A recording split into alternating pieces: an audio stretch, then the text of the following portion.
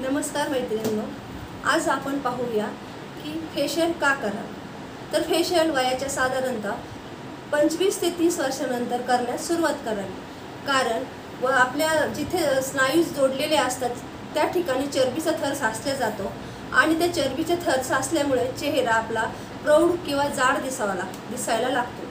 त्यामुळे जर आपण रेग्युलर मसाज करत राहिलो तर तो चरबी वितळण्यास सुरुवात होती आणि चेहरा आपला नितळ दिसण्यास मदत होते।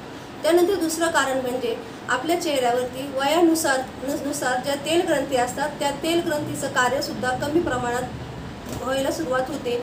त्या ज्या तेल ग्रंथी आहेत त्या ॲक्टिव्ह करण्यासाठी आपण मसाजचा वापर करू शकतो। मसाज केल्यामुळे आपल्या ज्या तेल ग्रंथी आहेत त्या ॲक्टिव्ह होतात आणि त्यामुळे आपली त्वचा आणखी नितळ दिसते किंवा थोडीशी तरुण दिसायला सुरुवात होते। फेशियल कधी करावे तर फेशियल महिन्यातून एकदा तुम्ही केलं तरीही चालते। तसंच फेशियल कोणाच करू नये तर फेशियल ज्याची स्किन ॲलर्जेनिक आहे किंवा ज्याच्या चेहऱ्यावरती खूप मोठे मोठे पिंपल आहेत त्यांनी फेशियल करू नये। त्यानंतर ज्याला स्किन डिसीजचा प्रॉब्लेम आहे अशांचं फेशियल करू नये। तर आणि फेशियल कोणी करावं तर फेशियल 25 वर्षानंतर सर्वांनाही केलं तरी चालतं आणि 18 ते 25 वर्षाच्या मुलींना मिनी फेशियल जे आहे ते केलेलं चांगलंच असतं। त्यानंतर आपण फेशियलमध्ये जी क्रीम वापरतो तर ती क्रीम आपण स्किन टाईपनुसारच वापरायला पाहिजे। त्यानंतर जो पॅक वापरतो तो पॅकमध्ये सुद्धा आपण स्किन टाईपनुसार त्याच्यामध्ये काही चेंजेस किंवा काही बदल केले पाहिजे, जेणेकरून तुमच्या फेशियलला चांगला रिझल्ट मिळू शकतो।